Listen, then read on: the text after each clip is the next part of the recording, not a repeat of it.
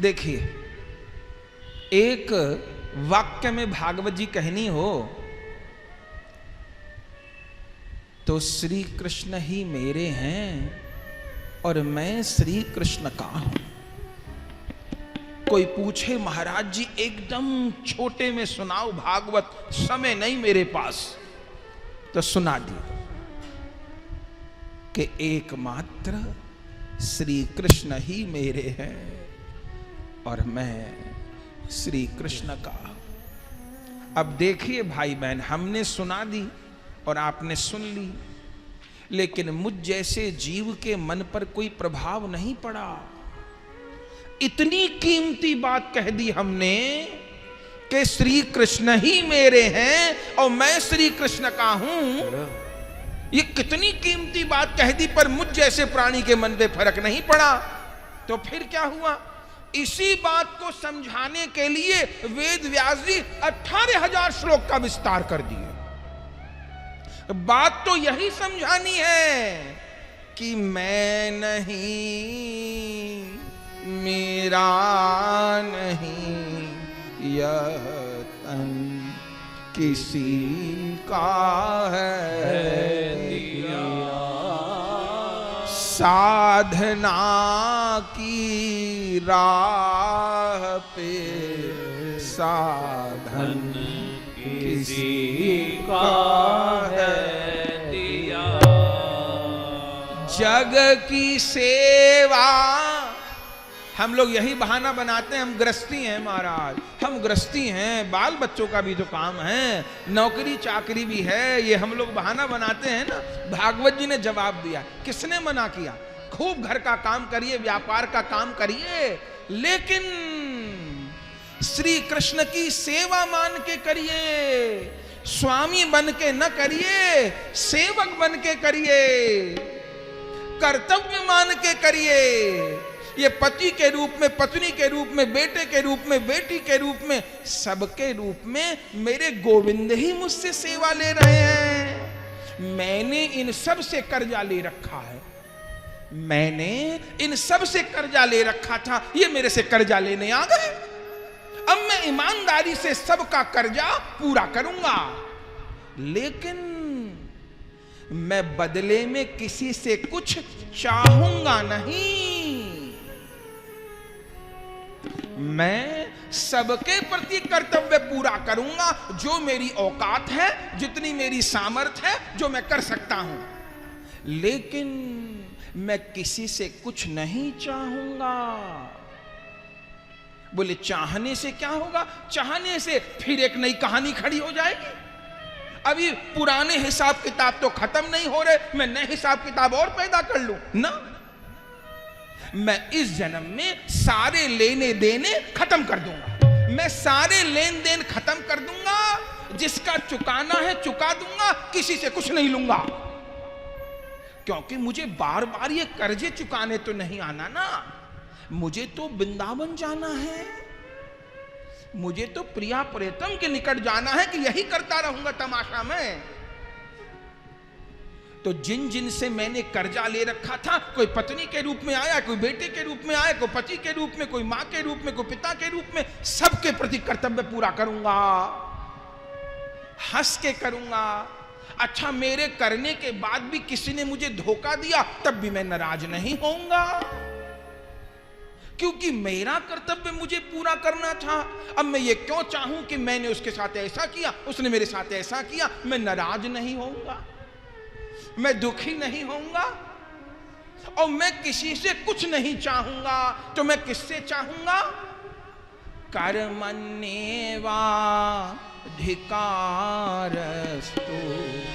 मा फलेषु कदाचन। मेरे ठाकुर तो कह रहे हैं कि अर्जुन तू कर्म कर, फल मैं दूंगा, फल की चाह न कर। मेरे साथ क्या नासमझी हो गई कि मुझे सबसे फल चाहिए,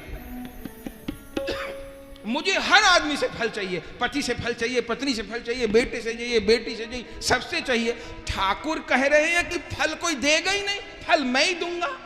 मैंने गलत बात समझ ली, मुझे सारे कुणबे से फल चाहिए। उसने मेरे लिए क्या किया, उसने मेरे लिए क्या किया, हाँ उसने मुझे ऐसा कह दिया, उसने मुझे, अरे जिसने जो कह दिया सो कह दिया, उसका कर्म उसके साथ, मेरा कर्म मेरे साथ। मैं कहीं नहीं उलझूंगा, मेरी जो ड्यूटी है वो मैं पूरी करूंगा, पर मैं किसी से कुछ नहीं चाहूंगा। मैं गोविंद की सेवा मान के सब काम पूरे करूंगा। इन सब परिवार के लोगों के रूप में श्री कृष्ण मुझसे सेवा ले रहे हैं, लेकिन मैं चाहूंगा नहीं, तो मैं करूंगा क्या? जग की सेवा खोज अपनी खोज करूंगा। मेरे भीतर कुछ पाने की लालसा तो नहीं है, मेरे भीतर कुछ भोगने की लालसा तो नहीं है, मैं अपनी खोज करूंगा। मैं कौन हूं? मैं राधा रानी की कौन सी दासी हूं? मेरी सेवा कौन सी है? मेरा स्वरूप कौन सा है? मैं खोज करूंगा। किसी दिन गुरुदेव मुझे अनुभव करवाएंगे। मेरी तो खोज ही दुनिया में लगी हुई है। मैं तो उसके बारे में जानता हूं, उसके बारे में जानना चाहता हूं, ये करना चाहता हूं, वो करना चाहता हूं। तो जब मैं खोज ही नहीं रहा तो मुझे मिलेगा क्यों? मुझे पानी की प्यास ही नहीं तो मुझे पानी देगा कौन? मुझे भूख ही नहीं तो 56 भोग के बाद भी मुझे खाने की रुचि नहीं होगी, क्योंकि मेरे पेट में भूख ही नहीं है। और मुझे भूख है तो मुझे सूखी रोटी भी अच्छी लगेगी। तो मैं क्या करूंगा?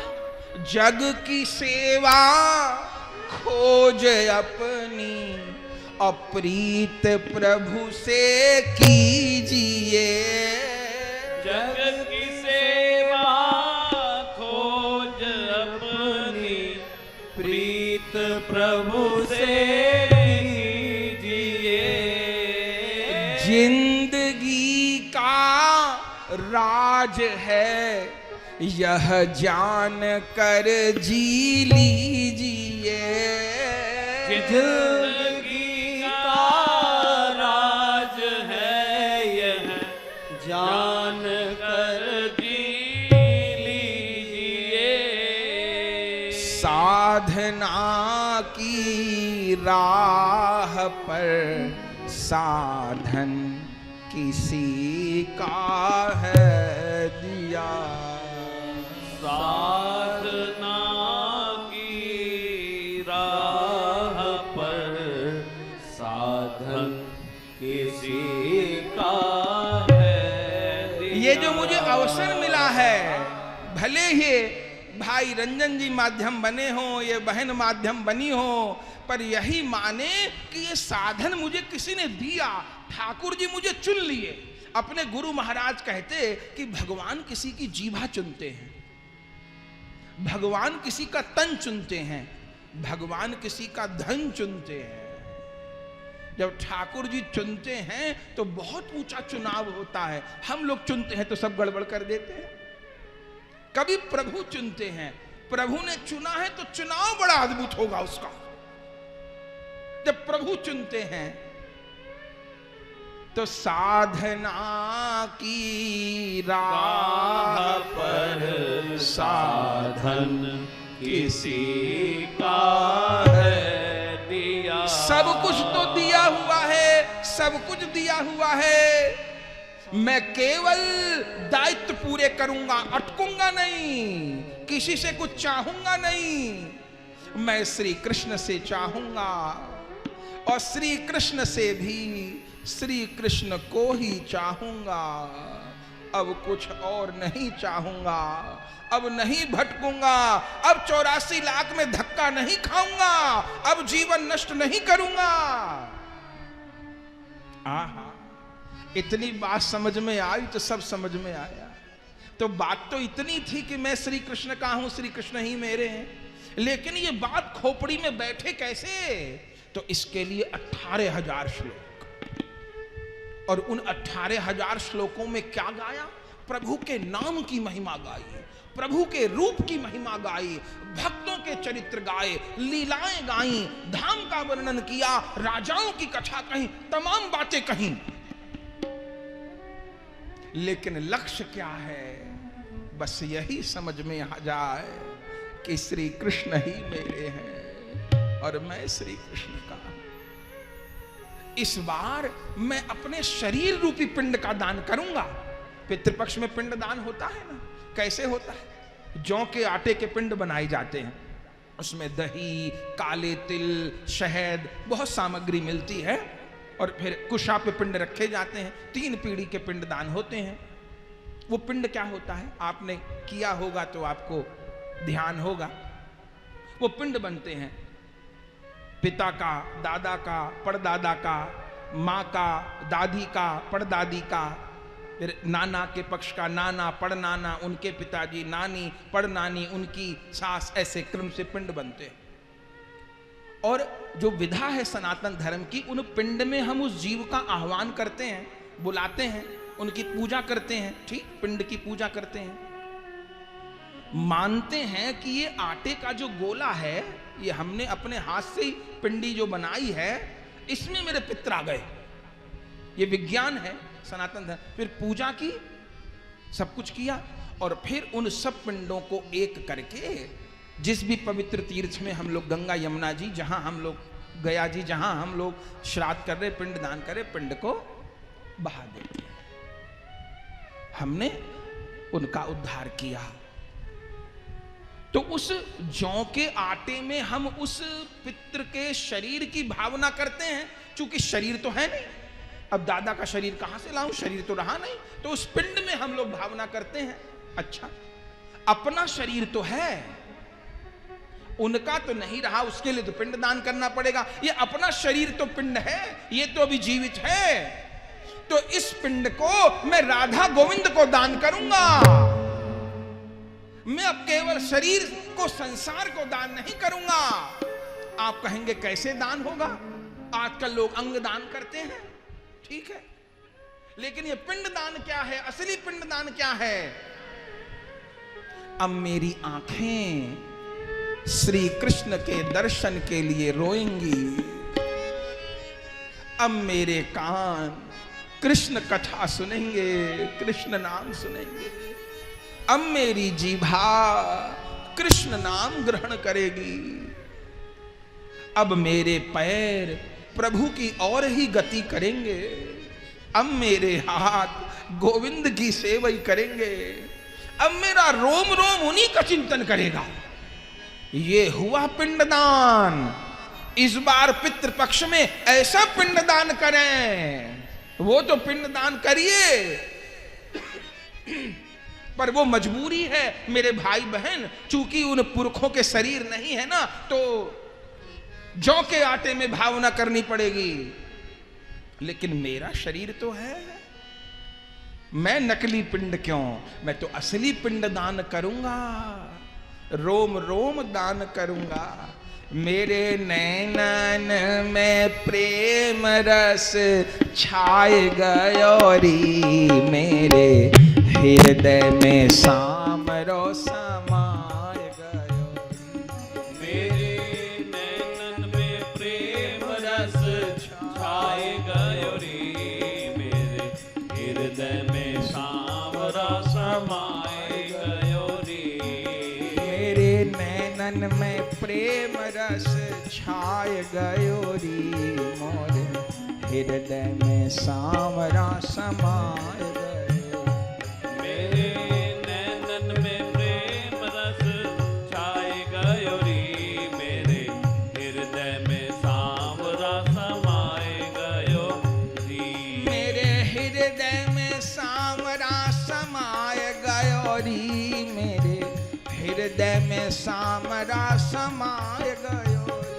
मेरे हृदय में सावरा समाए गयोरी, मेरे हृदय में सावरा समाए गयोरी, मेरे हृदय में सामरा समाय गयोरी, मोरे हृदय में सामरा समाय गयोरी, मेरे हृदय में सावरा समाए गयोरी, मेरे हृदय में सावरा समाए गयोरी, मोरे अंगना में बांसुरी बजाए गयोरी, मोरे हृदय में सामरा समाय, मोरे अंगना में बांसुरी बजाए गयोरी, मोरे हृदय में सावरा समाए गयोरी, ये बंसी बज रही है ठाकुर की, ये भागवत जी बंसी ही तो है उसकी, ये उन्हीं की तो वाणी है। अरे मेरे आंगन में बांसुरी बजाए गयो री, मोरे हृदय में सामरा समाए। ओ मेरे आंगन में बांसुरी बजाए गयो री, मोरे हृदय में सांवरा समाए गयो री। मोहे ज्ञान की बंशी सुनाए गयो री, मोहे प्रेम की बंशी सुनाए गयो री। मोहे ज्ञान की बंसी सुनाए गयो री, मोहे प्रेम की बंसी सुनाए गयो री। मोहे ज्ञान की बंसी, ज्ञान की बंसी सुनाई अर्जुन को और प्रेम की बंसी सुनाई गोपियों को। इसमें दोनों बंसी हैं, ज्ञान वाली बंसी सुनिए, भले प्रेम वाली बंसी सुन। मोहे ज्ञान की बंशी सुनाए गयो जी, प्रेम की बंशी सुनाए गयो। मोहे ज्ञान की बंसी सुनाए गयो री, मोहे प्रेम की बंसी सुनाए गयो री। प्यारो अपनी दासी बनाए गयो जी, मोरे हृदय में सामरा समाए गयो। प्यारो अपनी बंसी बनाए गयो री, मेरे हृदय में सांवरा समाए गयो री। मेरे नैनन में प्रेम रस छाए गयो री, हृदय में सामरा समाए गयो री। मेरे नैनन में प्रेम रस छाए गयो री, मोरे हृदय में सांवरा समाए गयो री। मेरी बिगड़ी बात बनाए गयो री, मेरे कर्म के बंधन छुटाए गयो री। मेरी बिगड़ी बात बनाए गयो री, मेरे कर्म के बंधन छुड़ाए गयो री। मेरी बिगड़ी जन्म बनाए गयो री, मेरे कर्म के बंधन छुटाए गयो री। मेरी बिगड़ी जन्म बनाए गयो री, मेरे कर्म के बंधन छुड़ाए गयो री। ओह मोहे ज्ञान की वंशी सुनाए गयो री, मोरे हृदय में सामरा समाए।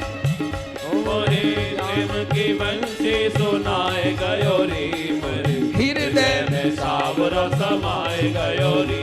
मोहे प्रेम की वंशी सुनाए गयो री, मेरे हृदय में सामरो समाए गयो री। मोहे प्रेम की बंसी सुनाए गयो री, मोरे हृदय में सांवरा समाए गयो री। मेरो चित वित सब ही लुभाए गयो री, मोहे दासी अपनी बनाए गयो री। मेरो चित वित सब ही लुभाए गयो री, मोहे दासी अपनी बनाए गयो री। मेरो चित वित सब ही लुभाए गयो री, मोहे दासी अपनी बनाए गयो। मेरो चित सब ही लुभाए गयो री, मोहे दासी अपनी बनाए गयो री। मोहे दासी अपनी बनाए गयो, मोहे दासी अपनी बनाए गयो री। मोहे दासी अपनी बनाए गयो, मोहे दासी अपनी बनाए गयो रे। मोहे दासी अपनी बनाए गयो। ओ मोहे दासी अपनी बनाए गयो रे। गौर दास झलक दिखाए गयो री, मोहे कुंज की डगर बताए।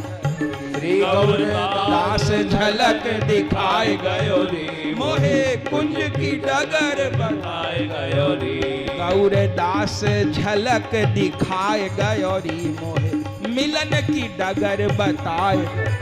गौर दास झलक दिखाए गयो रे, मोहे मिलन की डगर बताए गयो रे। मेरे नैनन में प्रेम रस छाए गयो री, मोरे हृदय में सांवरा समाए। मेरे नैनन में प्रेम रंग छाए गयो रे, मोरे हृदय में सांवरा समाए गयो रे। मोरे हृदय में सांवरा समाए गयो, मेरे हृदय में सांवरा समाए गयो रे। मोरे हृदय में सांवरा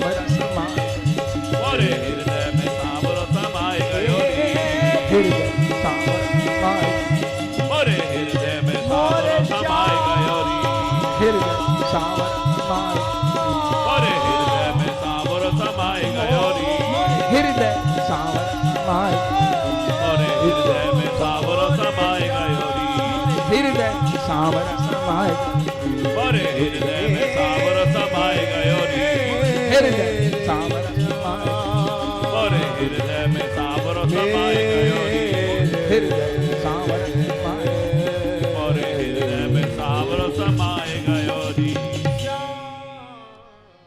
मोहे ज्ञान की बंशी सुनाए गयो री, मोरे हृदय में सामरा समाए गयो री, मोहे ज्ञान की बंसी सुनाए गयो रे, मोरे हृदय में सांवरो समाए गयो रे।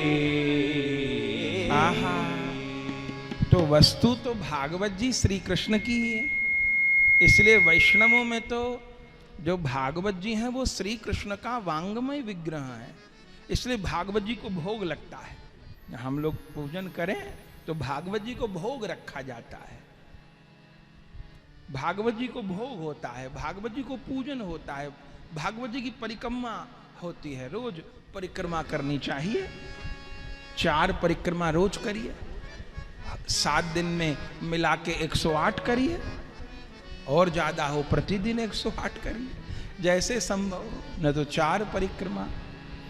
भागवत जी की परिक्रमा होती है, पूजन होता है, भागवत जी को भोग रखा जाता है।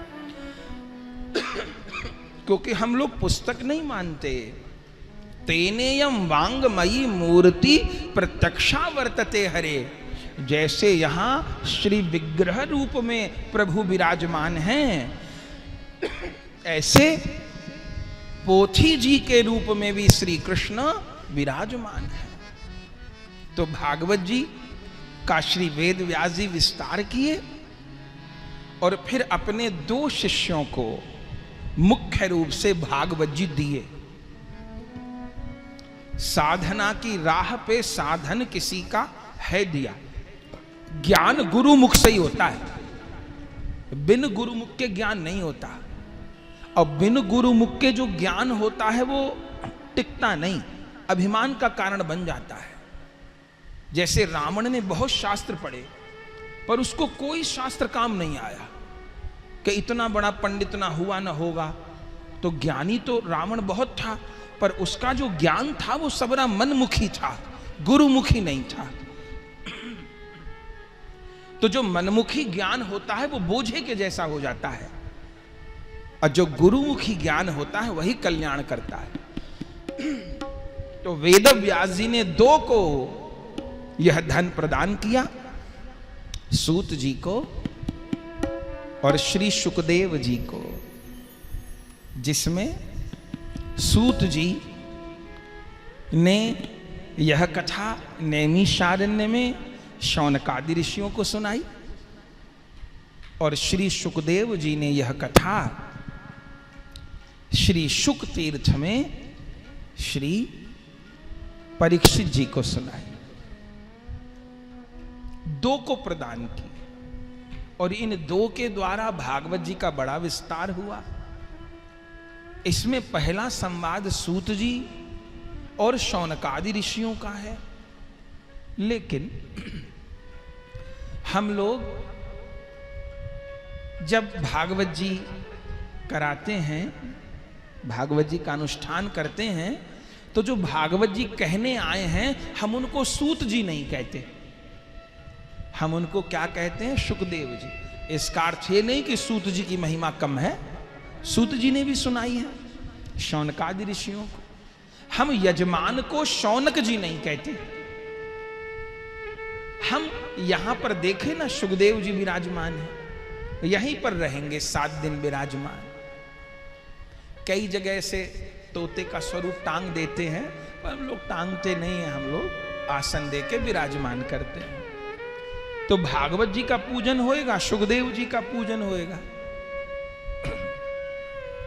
तो सुखदेव जी की ही पूजा क्यों? इसका अर्थ ये न मान लीजिएगा सूत जी की महिमा नहीं है, बहुत महिमा है। वो भी शिष्य हैं वेद व्यास जी को, उनको भी उन्हीं गुरु से प्राप्त हुई है और उन्होंने भी शौनक जी को सुनाई है। लेकिन हम यजमान को शौनक जी नहीं मानते। इस समय भैया रंजन जी परीक्षित जी का स्वरूप है। भागवत जी का यजमान कौन है? परीक्षित। भागवत जी के यजमान जो हैं वो परीक्षित हैं। और जो भी भागवत जी कहने आए हैं उनके प्रति क्या भावना है कि सुखदेव जी आए हैं, तभी कल्याण होगा। तो सुखदेव जी और परीक्षित जी की भावना क्यों, सूत जी और शौनक जी की क्यों नहीं? इसलिए कि कारण बहुत हैं, पर मुख्य बात जो है, अपने यहां गुड बेटर बेस्ट तीन चीज हों तो हम लोग बेस्ट को चुनते हैं। गुड बेटर बेस्ट तीन हो तो हम सब जगह बेस्ट को चुनते हैं, सबसे ऊंची चीज को। तो ऐसे तीन संवाद हैं। सूत जी नैमी शारण्य में शौनकादि ऋषियों को सुनाए, मैत्रेय जी हरिद्वार में विदुर जी को सुनाए और सुखदेव जी परीक्षित जी को शुक तीर्थ में सुनाए। पर इनमें बेस्ट जो कथा है, जो बेस्ट दी बेस्ट जो संवाद है, वो सुखदेव परीक्षित जी का है। उसका कारण क्या है कि सुखदेव जी राधा रानी के परिकर हैं। इसका अर्थ है न मान लीजिएगा सूत जी परिकर नहीं, उनको बार बार प्रणाम है, पर चर्चा अभी विशेषता उनकी बतानी है ना। तो सुखदेव जी कौन है? सुखदेव जी कोई सामान्य महात्मा नहीं है, वो तो महात्मा बन के आए हैं। सुखदेव कौन है?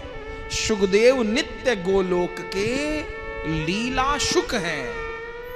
इसलिए सूत जी का रोज पूजन नहीं होता, प्रणाम तो होता है, पर पूजन हो सुखदेव जी का। क्यों पूजन हो सुखदेव जी का रोज? अच्छा, एक बात और कि सुखदेव जी क्या तोते के रूप में कथा सुनाए थे परीक्षित जी को? ना, महात्मा के रूप में सुनाए थे। 16 वर्ष की उम्र है सुखदेव जी की, पर हम लोग उस स्वरूप का पूजन नहीं करते। उसका भी पूजन करें तो कोई नुकसान नहीं, लेकिन हम लोग तोते के रूप का पूजन करते हैं। क्यों करते हैं? चूंकि ये जो तोते का रूप है सुखदेव जी का, ये उनका नित्य रूप है। नित्य रूप माने जिस रूप से वो प्रिया प्रियतम के नित्य धाम में उनकी सेवा में विराजमान है, सेवा में विराजमान है। ये कोई सामान्य तोते नहीं है, ये तो राधा रानी के श्याम सुंदर के लालित पालित शुक हैं, जिसके साथ किशोरी जी खेला करती हैं। कृष्ण कृष्ण बोल शुक, कृष्ण कृष्ण बोल, कृष्ण कृष्ण बोल शुक, कृष्ण कृष्ण बोल। कृष्ण कृष्ण बोल शुक, कृष्ण कृष्ण बोल, कृष्ण कृष्ण बोल शुक, कृष्ण कृष्ण बोल। ये कीर्तन कौन सुनाती है आप जानते हैं? ये कीर्तन राधा रानी सुनाती हैं सुखदेव जी को। सुखदेव जी राधा रानी के शिष्य हैं, राधा रानी के परिकर हैं। तो मानो सुखदेव जी के रूप में राधा रानी ने ही कृष्ण कथा सुनाई है।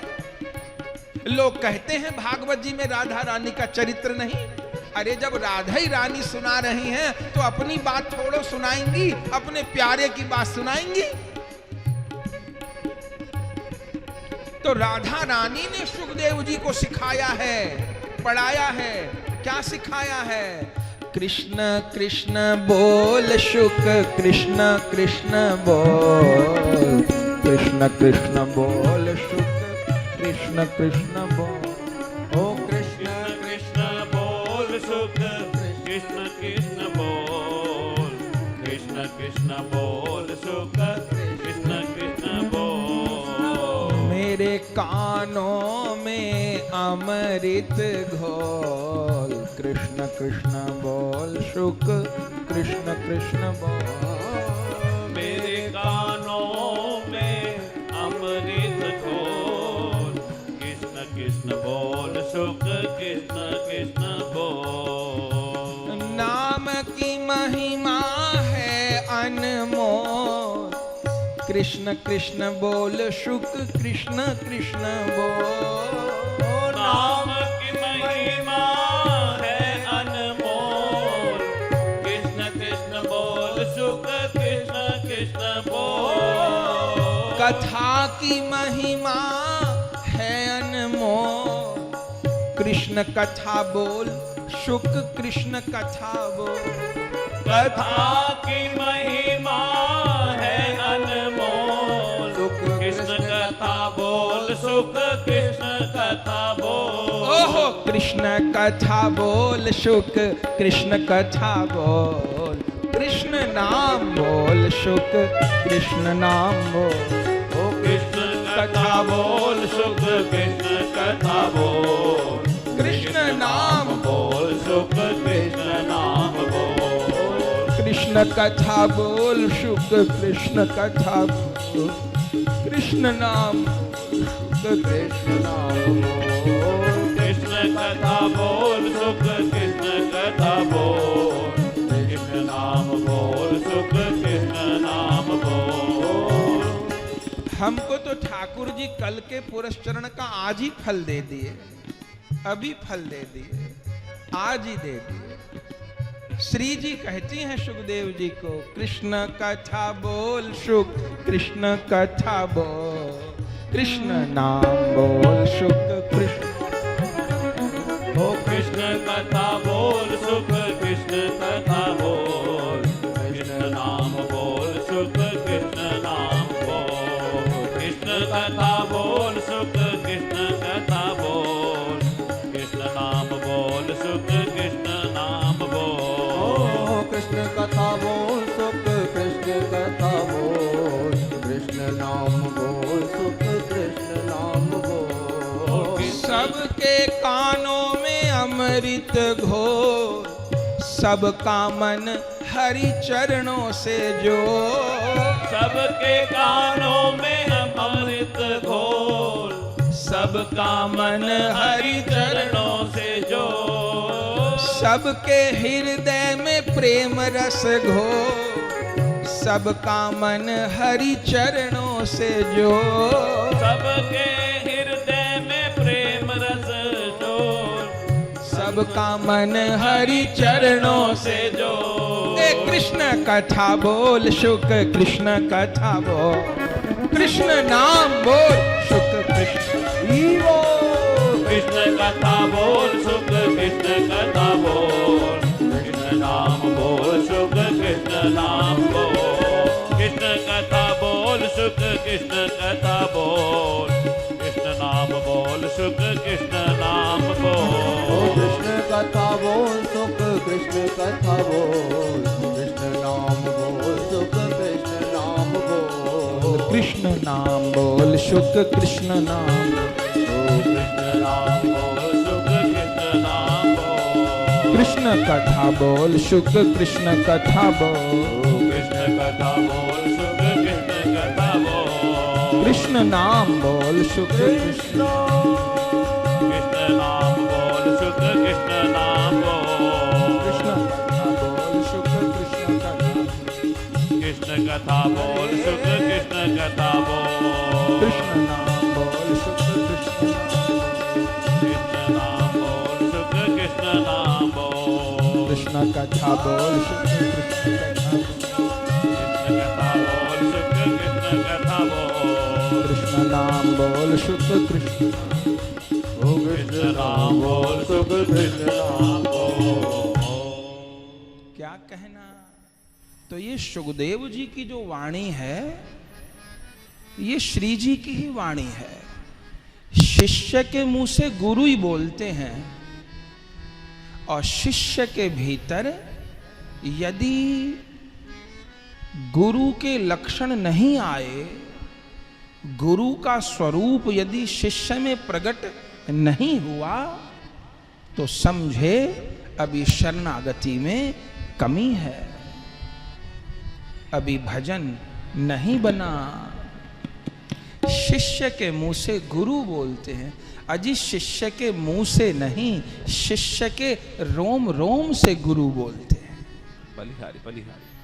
तो ये सुखदेव जी के मुख से राधा रानी बोल रही हैं, और राधा रानी ने ही आज्ञा की थी सुखदेव जी को। सुखदेव जी तो नित्य गोलोक में विराजमान, उनको क्या जरूरत पड़ी थी आने की यहाँ?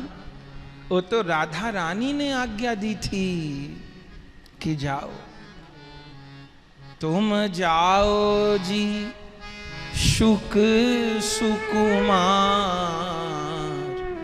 हरि की कथा कहो।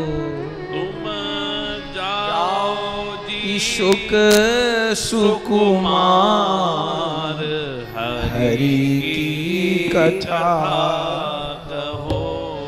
तुम जाओ जी शुक सुकुमार, हरि की कथा कहो। तुम जाओ जी शुक सुकुमार, हरि की कथा कहो जी। करो जीव सब भव से पार, हरि की कथा कहो। करो जीव सब भव से पार, हरि की कथा कहो जी। तो राधा रानी ने आज्ञा दे के भेजा था, तो कथा तो महात्मा के रूप में सुनाए, लेकिन पूजन इस रूप का होता है। अभी हमने सुना ना, हम लोग दी बेस्ट को चुनते हैं। अरे हम लोग कपड़ा खरीदने जाएं 500 रुपया का, तो दुकानदार से पूछते रंग तो नहीं छूटेगा, फटेगा तो नहीं, खराब तो नहीं होएगा, रोआ तो नहीं पड़ेगा। उससे 100 साल का पट्टा लिखवा लेना चाहे आदमी 500 रुपया के कपड़े में। तो हम लोग हर चीज टिकाऊ क्यों चाहते हैं? भले खुद टिकाऊ ना हो, हमें हर चीज टिकाऊ चाहिए। क्यों? चूंकि स्वरूप ऐसा है। हम लोग नित्य हैं ना, तो भगवान वाले गुण हैं। भगवान क्या सब कुछ टिकाऊ है, हमें हर चीज टिकाऊ चाहिए। मकान ऐसा चाहिए, दादा ले पोता बरते, कपड़ा ऐसा चाहिए, हर चीज मजबूत टिकाऊ चाहिए। तो ये शरीर टिकाऊ नहीं है, तो टिकाऊ क्या है? श्यामा श्याम शाश्वत है, और उनका जो ये अंश है जी, ये जो राधा दासी भाव है, ये जो गुरु प्रदत्त भाव है, ये टिकाऊ है। हाँ, टिकाऊ चीज लें, ऐसी टिकाऊ चीज लें कि जो कभी नष्ट ही ना हो। तो सुखदेव जी का वो रूप भी सत्य है, लेकिन वो रूप तो थोड़ी देर के लिए जगत में प्रकट हुआ और फिर अंतर्धान भी हुआ। लेकिन ये वाला रूप तो सदा है। आज भी भक्तों को दर्शन होता है सुखदेव जी का, आज भी दर्शन होता है।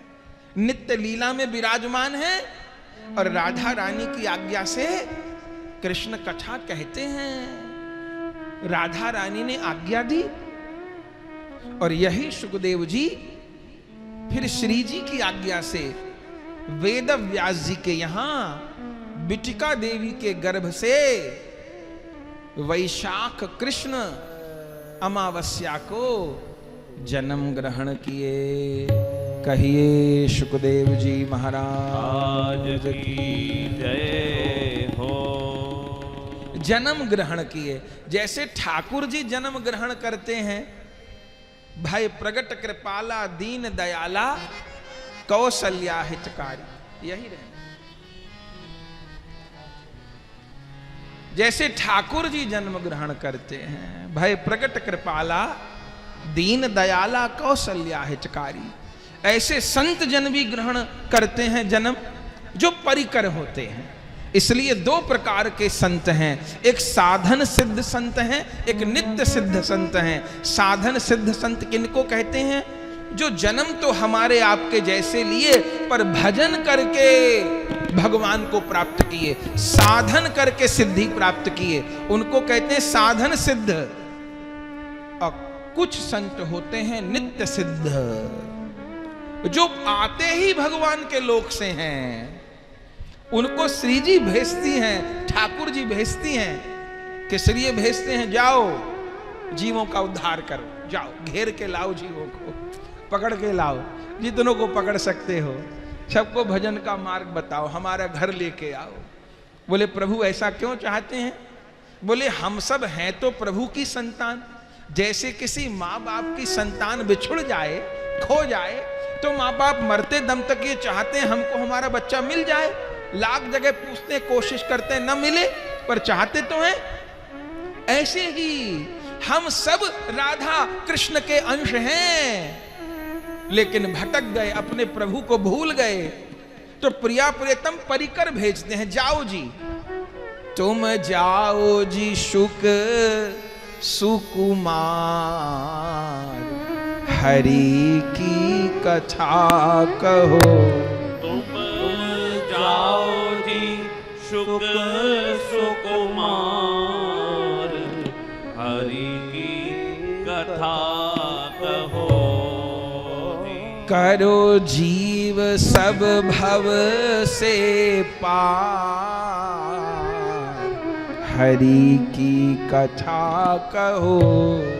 करो जीव सब भव से पार, हरि की कथा कहो जी। तब वह सुखदेव जी श्री वेद व्यास जी के यहाँ जन्म ग्रहण किए, और उन्हीं वेद व्यास जी से भागवत जी को ग्रहण किए। आप कहेंगे कि अभी तो आपने कहा कि राधा रानी के ही शिष्य हैं, राधा रानी ने ही सब कुछ सिखाया है, दिया है, तो फिर ये क्यों कहा कि वेद व्यास जी से ज्ञान ग्रहण किए? देखिए प्रभु का नियम है, भगवान भी अवतार लेते हैं तो गुरु करते हैं। श्री राम भी वशिष्ठ जी को गुरु बनाते हैं, श्री कृष्ण भी वो तो परमात्मा, उनको किस गुरु की जरूरत है? ये भगवान का नियम है। तो भले राधा रानी के परिकर हैं, पर यदि मानव देह ले लिए हैं तो गुरु करण करेंगे। क्यों? चूंकि गोविंद सीधे कृपा नहीं करते, गुरुदेव गोविंद वाया गुरुदेव कृपा करते हैं। बलिहारी बलिहारी बलिहारी। तो राधा रानी की कृपा तो प्राप्त होगी, पर वेद व्यास जी के जन्म भी ग्रहण किए, और गुरु रूप में वेद व्यास जी से भागवत जी ग्रहण किए। और श्री वेद व्यास जी कैसे भागवत जी प्रदान किए? अब अंतर इतना है, हमारे ग्रहण करने में और सुखदेव जी के ग्रहण करने में कितना अंतर है। हम भी भागवत जी सुने और सुखदेव जी भी सुने अपने पिताजी से, गुरु पिता एक ही हैं, या परीक्षित जी भी सुने, हम भी सुने। अंतर क्या है? ऐसे समझिए कि एक लकड़ी घी में भीगी हुई, घी में भीगी हुई लकड़ी, उसके ऊपर कपूर भी खूब पड़ा हुआ है, जावित्री पड़ी है, कपूर पड़ा है, सूखी लकड़ी घी में भीगी हुई, आग पकड़ने में कितनी देर लगेगी? 1 सेकंड नहीं लगेगी। सूखी लकड़ी घी में भीगी हुई और कपूर भरपूर, कितनी देर लगेगी? 1 क्षण नहीं, चिंगारी दिखाते ही अग्नि भड़केगी। सूखी लकड़ी माने विषय रस सूखा हुआ, सूखी लकड़ी माने विषय रस सूखा हुआ, और घी में भीगी हुई माने राधा माधव के प्रेम में भीगी हुई। और कपूर, कपूर माने भरपूर गुरु कृपा, तो अग्नि तो एकदम पकड़ेगी। अब एक दूसरी लकड़ी की भावना करिए, चौमासे में भीगी हुई, चौमासे में भीगी हुई लकड़ी, 1 बूंद घी नहीं, 1 टिक्की कपूर की नहीं, तो फूकते रहिए माचिस, फूकते रहिए माचिस, नहीं जलेगी। अब कोई कहे कि अब अग्नि में वो ताकत नहीं रही जो पहले होती थी। तो भूल है भैया, अग्नि में वही ताकत है जो पहले होती थी, भागवत जी में वही ताकत है। भागवत जी परीक्षित जी का कल्याण की, भागवत जी हमारा भी करें, पर लकड़ी में अंतर है। वो सूखी लकड़ी घी में भीगी हुई कपूर से भरपूर, वो एकदम अग्नि पकड़ेगी, और पानी में भीगी लकड़ी घी और कपूर के बिना वो तो धुआं देगी। पर आप कहें महाराज पानी में भीगी लकड़ी का भी तो कोई तरीका होगा, तो बताइए कोई भाई बहन कि पानी में भीगी लकड़ी जलानी है तो कोई तरीका है? पुरानी माताएं बता देंगी, जिन्होंने चूल्हे जलाए होंगे कभी। तरीका क्या है कि 10 सूखी लकड़ी के बीच में एक गीली लकड़ी लगाए। ये तरीका है कि नहीं? 10 सूखी लकड़ी के बीच में एक गीली लकड़ी लगा दो, तो उन सूखी लकड़ी के सहारे कोई गीली लकड़ी भी जल जाए। बलिहारी बलिहारी। तो सूखी लकड़ी कौन है? घी में भीगी संविधा कौन है? मेरे गुरु महाराज, मेरे परम गुरुदेव, मेरे परात्पर गुरुदेव, मेरे परमेष्ठी गुरुदेव, मेरे रूप गोसाई, मेरे सनातन गोसाई, मेरे आचार्य, मेरी गुरु परंपरा। ये है प्रेम में धधकती हुई सूखी लकड़ी, और मुझ जैसे जीव हैं पानी में भीगी हुई लकड़ी, अग्नि नहीं पकड़ पा रहे। लेकिन सूखी लकड़ी के बीच में आ गए, एक दिन अग्नि जलेगी, एक दिन मेरे हृदय में भी कृष्ण विरह की अग्नि जलेगी, एक दिन मेरे हृदय में भी श्यामा शाम को प्राप्त करने की लालसा जागृत। ये अंतर है बंधुओं, ये अंतर है। तो सुखदेव जी वेद व्यास जी से भागवत जी ग्रहण किए, पूरी भागवत जी ही सुने, पर मुख्य रूप से 2 श्लोक का ज्ञान उनको, पूरी वो तो स्वयं भागवत रूप है, पर विशेष रूप से जो 2 श्लोक सुखदेव जी को समझाए गए, सुनाए गए, वो 2 श्लोक एक भगवान की रूप माधुरी से संबंधित है और एक भगवान की कृपा से संबंधित है। क्या समझना होगा कि ये मन प्रभु के किन गुणों पे अटकेगा, या बार बार किस गुण का चिंतन करना होगा? तो प्रभु के 2 गुणों का चिंतन करना होगा। अच्छा, संसार में भी हमारा मन बताइए किस चीज पे अटकता है? संसार में किसी के भी प्रति मन अटकता है तो 2 चीज पे अटकता है, आप ध्यान दीजिएगा।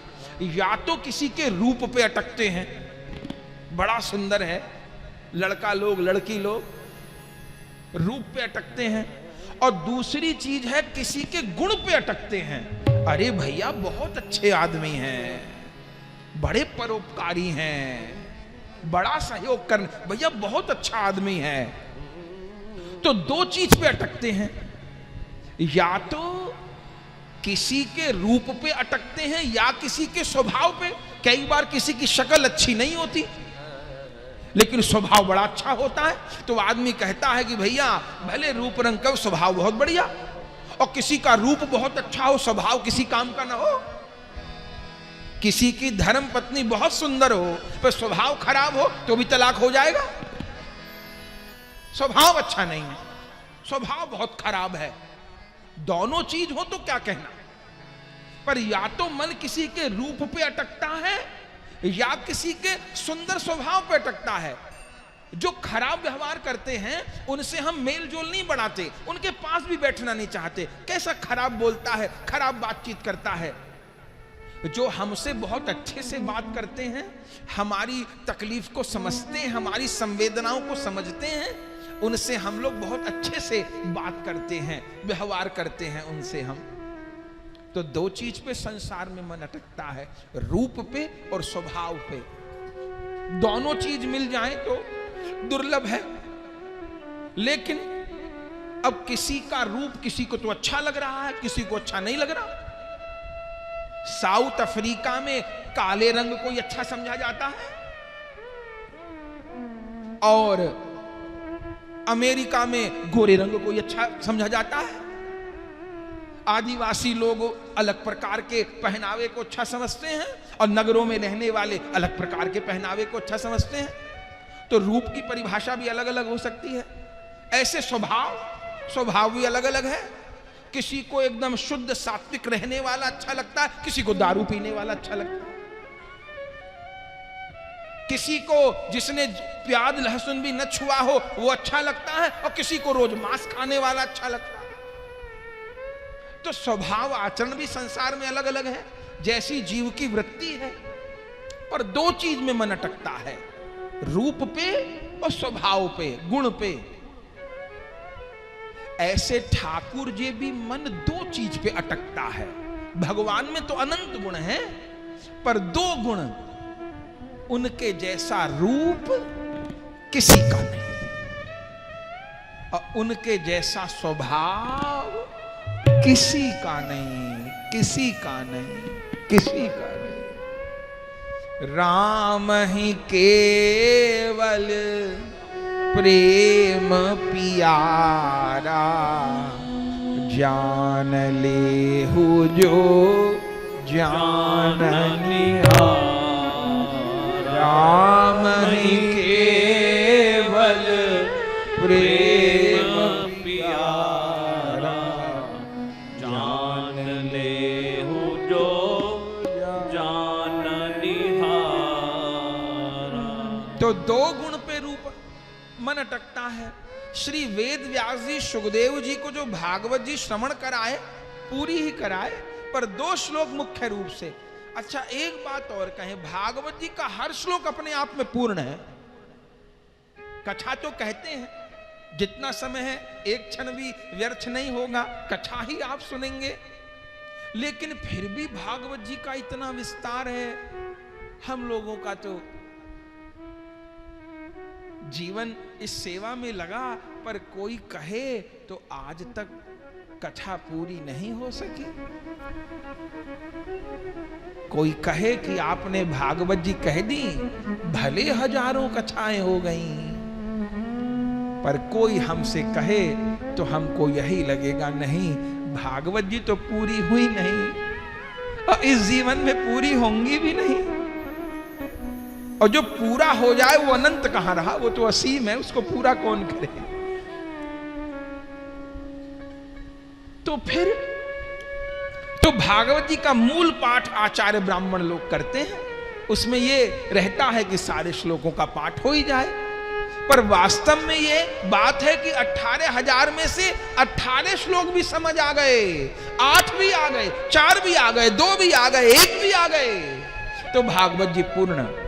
सुखदेव जी को उनके पिताजी 2 श्लोक समझाए। उसमें पहला था बरहापीडम नटवर वपु करनयो करनिकारं बिभ्रदबासः कनककपीशं वैजयन्तीं च माला रन्ध्रानवेनो रधर सुदया पूरयन् गोपवृन्दयी वृन्दारण्यं स्वपदरमणं प्राविशद्गीतकीर्तिः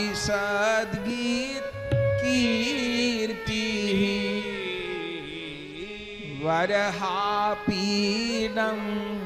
नटवर वपु करनयो करनिकारं। ये श्लोक गुरु समझाए। सुखदेव जी तो सभी समझे हुए, उनको क्या समझना है। ऐसा समझिए कि वेद व्यास जी हमको ये श्लोक समझाए। क्या समझाए? इसमें भगवान की रूप माधुरी का वर्णन है। जब ये प्रसंग में आएगा दशम स्कंद में, तब हम लोग चर्चा करेंगे। इसमें भगवान के श्रृंगार का वर्णन है, भगवान के रूप का वर्णन है। ये मन रूप पे आसक्त होता है, पर संसार के रूप पे आसक्त हो जाए तो। एक राजा कहीं जा रहा था, एक ब्राह्मण की बड़ी सुंदर कन्या थी, वो कहीं जल भरने जा रही थी। राजा की दृष्टि पड़ गई और जबरदस्ती उसने ब्राह्मण की कन्या को उठवा लिया। अब वो क्या करती, गरीब ने, सुंदर बहुत थी, वो उठा के उसको ले गया। वो चीखती चिल्लाती रही पर वो माना नहीं। जाकर के अपने यहां उसको कैद कर लिया और मैं तुझे पाना चाहता हूं, इसलिए मैं तुझे उठा लाया। मैंने तेरी जैसी सुंदर लड़की नहीं देखी। वो चीखी चिल्लाई पर वो नहीं माना। उस राजा ने कहा कि तू सीधे सीधे मुझे स्वीकार करेगी तो फायदे में रहेगी, और मैं जबरदस्ती करूंगा तो तुझको कष्ट होगा, तेरा जीवन खराब होगा और तुझे वो सम्मान भी नहीं मिलेगा। मैं तुझे रानी तो नहीं बना सकता, लेकिन मैं तुझे उपभोग के लिए रखूंगा, पर दुनिया के सब साधन दूंगा। तो तू अब ये हट छोड़ दे कि मुझे यहां जाना है वहां जाना है। मैं ब्याह तो तेरे से करूंगा नहीं, लेकिन उपभोग के लिए तुझे रखूंगा, पर तू अब खींचातान छोड़ दे, मेरे लिए तैयार रहे। वो ब्राह्मण की कन्या वैष्णव थी। उसने राजा से कहा, मुझे एक दिन का समय दो, मैं अपने मन को तैयार करती हूं। तुम्हारे चंगुल में तो फंसी गई हूं मैं, जा तो सकती नहीं, और जा भी गई तो मेरे बूढ़े पिता तो क्या करेंगे तुम्हारे आगे, तुम बलवान हो। पर मुझे एक दिन का समय दो, मैं एक दिन में अपने को तैयार करती। ठीक। राजा ने कहा, मैं कल शाम को आऊंगा। ओ चला गया राजा, उसको कैद में रख दिया। चरित्र में लिखा है, प्रसंग में लिखा है कि उस कन्या ने एक ऐसी कोई दवा खा ली, कोई ऐसी वस्तु खा ली जिससे उसको शौच लग गई। अगले दिन तक 50 बार उसको दस्त हो गए, शौच क्रिया हो गई।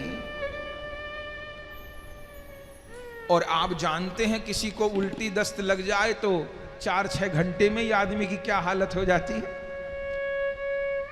अगले दिन जब राजा आया तो क्या देखा, शरीर की सारी सुंदरता ही गायब है, तेज गायब, सुंदरता गायब, शरीर ढुल गया, आंख अंदर चली गई, काली धारी पड़ गई यहां। वो तो पहचान भी नहीं पाया। बोले तू कौन? बोले मैं कौन? भूल गए, कल तो उठा के लाए हो मुझे तुम सवेरे। बोले कल का दिन आज का दिन बीता, आज रात में आ गया। तू तो वो नहीं है, वो तो बड़ी सुंदरी थी, तेरी सुंदरता कहां गई? तो दृष्टांत थोड़ा ऐसा है, पर सुन लीजिएगा। लिखा है कि उस कन्या ने, जो उसको मलमूत्र का विसर्जन हुआ था, उसको फेंका नहीं था, पात्रों में भर रखा था। राजा ने कहा, तेरा रूप कहां गया? मैं तो तेरे रूप पे आकर्षित होकर के तुझको लेके आया था। उसने कहा, देखोगे मेरी सुंदरता? बोले हाँ देखूंगी। तो जहां वो मलमूत्र के उसने कुंड भर रखे थे, पात्र भर रखे थे, वहां ले जाके बोली, ये रही मेरी सुंदरता। और जो राजा ने देखा, दुर्गंध आ रही है, छी छी छी छी छी करके बाहर आ गया। बोले ये क्या है? तब उसने कहा कि ऐसे ऐसे, ये तो नहीं कहा कि मैंने कुछ खा लिया था, पर ये कहा कि मुझे ऐसे उल्टी दस्त लग गए और ये मेरी सुंदरता है। तो लिखा है कि उस राजा को वैराग्य हो गया। फिर उस वैष्णव कन्या ने सत्संग उसको दिया कि तुम जिस शरीर के आकर्षण के पीछे पागल हो, इस शरीर की सच्चाई ये है ये शरीर मलमूत्र बनाने की फैक्ट्री है। बढ़िया बढ़िया सामान खाइए, मलमूत्र बनता रहेगा। तो ये मेरे रूप की सुंदरता है। उस राजा ने कहा कि मैं तो रूप के पीछे पागल हूं, मैं तो रूप के बिना नहीं रह सकता।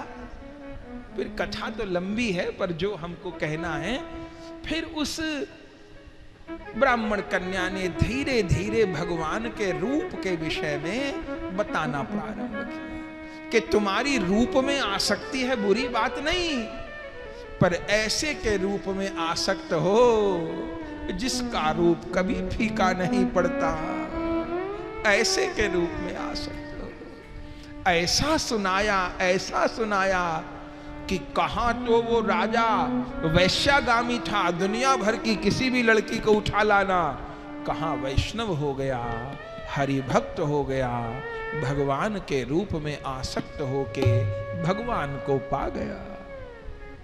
कथा तो इतनी है। ये शरीर के रूप की तो ये स्थिति है, लेकिन भगवान का रूप कैसा है, इस श्लोक में यही सिखाया श्री वेद व्यास भगवान ने। इसलिए पहली पढ़ाई हमारी भागवत जी की यही है कि भगवान के रूप में अपनी आसक्ति हो। देखिए, ये सब बातें नहीं समझी तो भागवत जी नहीं सुने, फिर भागवत जी नहीं सुने, फिर भागवत जी नहीं जाने, राधा गोविंद के रूप में आसक्ति नहीं हुई। बोले नहीं हो पा रही हमारी महाराज। ये बरहा पीडम की व्याख्या आगे भी सुनेंगे, अब भी वेद व्यास जी सुनाए हैं। आसक्ति नहीं हो पा रही तो क्या करें?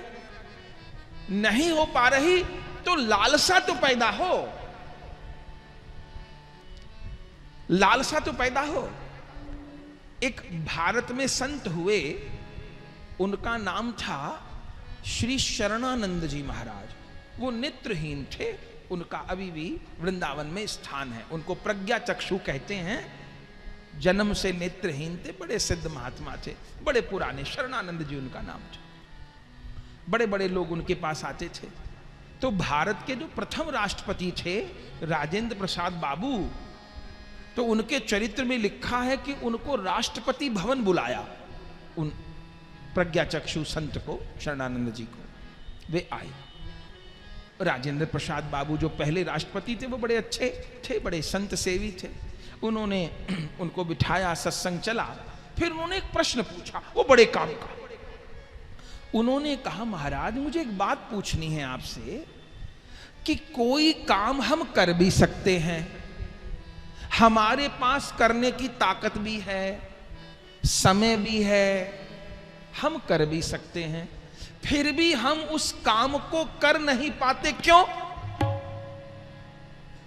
प्रश्न समझे आप कि उस काम को हम कर भी सकते हैं, समय भी है, प्रयास करेंगे तो हो भी जाएगा, लेकिन फिर भी वो काम हमसे हो नहीं पाता।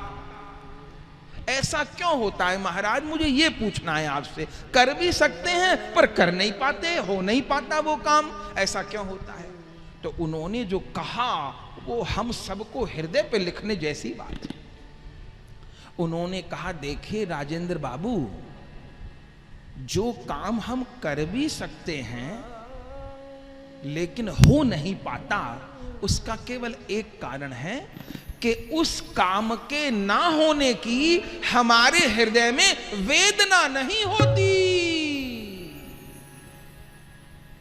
उस काम के ना होने की हमारे हृदय में तकलीफ नहीं होती है।